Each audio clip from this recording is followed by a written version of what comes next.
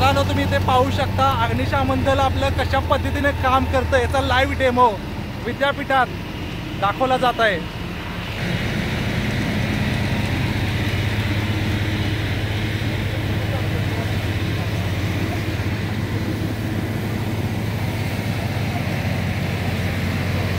ज्यावेळेस आग लागली जाते त्यावेळेस असं फोमच्या द्वारे आग विझवली जाते।